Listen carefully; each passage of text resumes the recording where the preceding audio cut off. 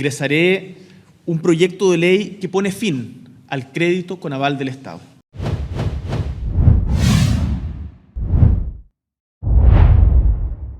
El fin del CAE, una de las propuestas que más se ha impulsado desde la izquierda chilena y que había sido una de las promesas de campaña del actual presidente de Chile, Gabriel Boric, y que ahora él ha presentado para cumplir su promesa, aunque como vamos a ver, estos anuncios van con mucha letra chica porque no es que se acaben por completo las deudas y vienen de la mano de lo que podríamos llamar un impuesto a la educación, como también ciertas fijaciones de precios. Y al mismo tiempo, y aquí hay que tomar en cuenta, es prácticamente una copia textual de lo que fue el proyecto en su momento de Sebastián Piñera. Pero nos estamos adelantando. Veamos un poco cuál fue el anuncio que se dio sobre esta materia y cómo Boric está impulsando que se apruebe en el Congreso. Ingresaré un proyecto de ley que pone fin al crédito con aval del Estado y crea además un nuevo financiamiento público para la educación superior. Ahora, ahí lo pueden ver súper feliz y que esto es con justicia y mucha palabra bonita, ¿no? Pero vale la pena tomar en cuenta qué es lo que se está buscando hacer con esto. En la práctica, lo que se va a hacer es eliminar el CAE y cambiarlo por el FES. ¿Qué es el FES? Básicamente el financiamiento estatal de la educación superior. Eso es. En la práctica significaría que en vez del CAE que tiene actualmente a los bancos haciendo préstamos y que el Estado está como aval, crédito con aval del Estado, aval de esas deudas y con ciertos intereses, ahora sería sin intereses, lo cubriría el Estado con los impuestos de toda la población y haría estos financiamientos. Pero ¿cuál sería el detalle además de ese financiamiento para lo que serían los estudios superiores?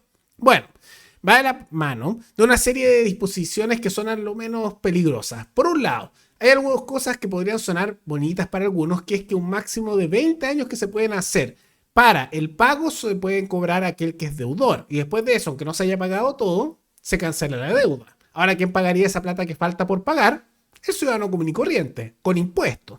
Y lo que es novedoso es que esto implicaría la implementación de lo que se está llamando un impuesto a la educación. Ahora, ¿por qué lo digo? Porque se está diciendo que para pagar esto se haría una cuota de un máximo de 8% que se pagaría todos los meses por un máximo de 20 años para pagar ese dinero que debes por el estudio universitario. Y esto es prácticamente un impuesto a la educación. ¿Por qué? Porque se sumaría a los descuentos legales que se hacen a tu sueldo todos los meses.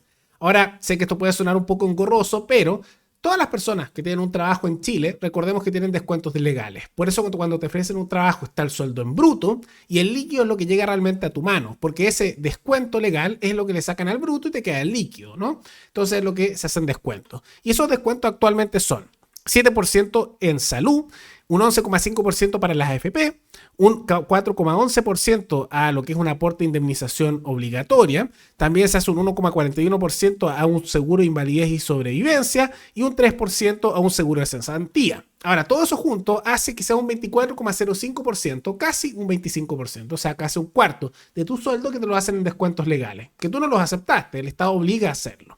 Y a eso habría que agregarle un 8%, que sería lo que te cobrarían todos los meses, como un impuesto que tú no lo notarías directamente, pero sí en tu sueldo mes a mes te lo descontarían. Y eso haría que un 32,05%, o sea, casi un 33%, casi un tercio de el sueldo de una persona que estudió con este sistema, por cerca de 20 años estaría pagando eso. Es prácticamente un impuesto a la educación. Ahora, ¿por qué lo digo? Porque ya desde hace años, desde el 2016, se está impulsando el llamado impuesto al titulado y simultáneamente, recientemente Marcel había propuesto esta idea que ahora lo están haciendo, pero con otro nombre.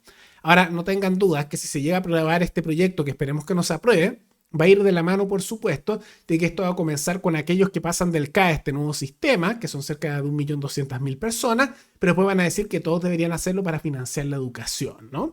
Pero no queda solo en eso. Simultáneamente, lo que se busca hacer es implementar un sistema en el cual ya no estén las instituciones bancarias, pero también se implementen posteriormente ciertas fijaciones de precios con respecto a la educación universitaria. Ahora, ¿por qué es esto? Porque esto ya ocurre, no es nuevo, dentro de lo que es la gratuidad en las universidades y ha generado muchos problemas porque siempre el Estado dice, como siempre que hay fijaciones de precios, son una catástrofe en todas partes, que cierta cantidad de plata deberían gastar en educación. Y en realidad educarse no es tan barato, tanto las instalaciones, profesores como equipamiento, etcétera. Y constantemente las universidades que tienen gratuidad junta se están quejando con el Estado porque la plata no les alcanza, porque se observa que los gastos de educación son más altos que los que realmente se dice por la fijación de precios. Bueno, ahora se buscaría hacer esto a nivel generalizado en todas las universidades, generaría bastante crisis y muchos se preocupan por las instituciones privadas en esa área. Pero lo que no hay que dejar de lado es que esto de las cuotas, de pagar un máximo de un 8% y por unos 20 años, sumado a todas las otras disposiciones que aumentan, por supuesto, el poder político y establece esto de un impuesto camuflado, que será un impuesto al título, como también la implementación de todos estos sistemas de controlar un poco los aranceles, es prácticamente una copia textual del proyecto de ley que hizo en 2018 Piñera. Casi que Boric copiando la Piñera. Y lo van a notar porque usan casi las mismas palabras, casi las mismas propuestas, pero la única diferencia es que Piñera proponía que fuera un máximo de 15 años de deuda y con un máximo de 10% de deuda que se puede pagar mensual del sueldo, mientras que Boric dice máximo de 8% de deuda que se paga en tu sueldo mensual con 20 años. Es un sistema más justo, más equitativo, más igualitario, porque tiene importantes diferencias con el sistema actual. La primera diferencia, el sistema bancario no va a participar de este nuevo sistema de financiamiento. Los bancos no participarán de este nuevo instrumento de financiamiento. Con el FES no habrá espacio para la especulación, el abuso ni para lucrar. Va a ser un sistema que lo va a administrar el Estado.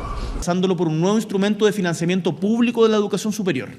Y de esa forma vamos a evitar muchos de los problemas que generó la participación del sistema financiero en el actual CAE. El pago máximo que va a hacer cada estudiante, que va a ser cuando haya egresado y cuando tenga ingresos, va a ser 10% de su ingreso. Un año después de incorporados al mundo laboral, la o el beneficiario comenzará a realizar una retribución que permitirá a otros estudiar en el futuro, que no podrá ser en ningún caso superior a un 8% de sus ingresos. Bajo ninguna circunstancia va a tener que pagar más del 10% de su ingreso. Y si no tiene ingresos, no paga. Si su ingreso es inferior al ingreso mínimo, tampoco paga. Quienes tienen ingresos menores al salario mínimo no tendrán obligación de retribuir en el futuro. Y adicionalmente a eso, una quinta diferencia, es que al cabo de 15 años de pago, cualquier deuda que se mantenga se va a extinguir cualquiera sea su monto. Prácticamente el mismo proyecto y que en su momento se suspendió y sigue en el Congreso a escondido porque los sectores de izquierda habían dicho que no estaban de acuerdo, considerando que querían mayor intervención estatal y que el Estado empezara a tomar mayor control sobre la educación. Ahora, esto de todas maneras es un proyecto bien injusto, porque va a haber un gasto estatal bastante importante. Ahora ya lo hay, porque por modificaciones que hizo el mismo Piñera, el proyecto original del CAE que hizo Lagos, el Estado estaba cada vez cubriendo que más personas puedan estudiar con estos préstamos, tomando en cuenta que no iban a poder pagarlos, y simultáneamente hizo también más intervenciones para establecer una tasas de interés más bajas que las que había antes, que se subsidiaron todo con gasto estatal. Ahora con este nuevo sistema, el gobierno dice que el gasto estatal va a ser menor. No queda claro que realmente sea así, hay una posibilidad incluso que sea mucho más alto. Pero esto tiene varios elementos que son bien peligrosos. Por un lado, esos cálculos de que los gastos van a ser menores no queda tan seguro. Simultáneamente, se establecen ya los primeros lineamientos que se habían discutido hace tiempo, pero ahora quedan con este proyecto más fijos, para fijar lo que son, en la práctica, estas fijaciones de precio en el área universitaria, y es el primer paso para eventualmente la estatización total de la educación en Chile y solo bajo control estatal. Simultáneamente se crea un impuesto camuflado que en la práctica se establecería para estas personas que pasarían del sistema CAE a este nuevo sistema, pero que serían cerca de 1.200.000 personas a nivel nacional, y eventualmente esto daría el primer paso para decir que esto debería ser universal por el bien de la educación, y es un nuevo impuesto importante a la titulación, que sería por educación. Y algo que ha quedado algo desapercibido, pero que está en el detalle de los proyectos, aquí están todas las fuentes, es que aunque dicen que la mayoría de las personas deberían pagar menos por sus carreras, otros van a pagar más de lo que habría costado su carrera realmente, porque bajo su mismo concepto tienen que ocupar el tema de la solidaridad. Y por lo mismo puede que a personas le terminen cobrando más de lo que debería haber. Y cito, nadie podrá cortar el tiempo que deberá contribuir. Y podría haber casos, los menos según dicen en el gobierno, que estudiaron una carrera corta con un arancel bajo y que perciban un sueldo más alto que terminen pagando más de lo que costó su carrera realmente, dando paso hacia la idea de la solidaridad con el resto. Maravilloso, ¿no? te esforzaste, pagaste tus cosas y después, bueno, pero igual te queda un poco que pagar, vas a pagar más de lo que deberías haber pagado para pagarle al resto. Los únicos elementos más positivos dentro de este proyecto tienen que ver con que si se llega a aprobar, aquellos que ya pagaron su deuda se le harían descuentos de impuestos por unos años, aunque qué tan creíble que eso vaya a ocurrir, no lo sabemos. De todas maneras, un proyecto que en general sienta las bases para mayores intervenciones estatales en toda el área educativa, ciertas fijaciones de precios y un impuesto temporal para algunas personas que eventualmente claramente crecería. Y de todas maneras, igual es una injusticia, porque las personas, y que mencionó el gobierno, que serían beneficiados por esto son cerca de 1.200.000 personas a las cuales habría que subsidiarle estos pagos y pagarlo con los impuestos del resto de la población. Pero la población adulta en Chile es de sobre 15,5 millones de personas. Y solo de ese total, 1.200.000 son los que están con estas deudas del CAE. O sea, lo que están hablando es que millones de chilenos, adultos mayores de edad, que están trabajando, pagando impuestos, etcétera, y que tienen ciertos problemas importantes en distintas áreas, tienen que subsidiarle con su esfuerzo, con su dinero, a ese 1.200.000 personas sus deudas.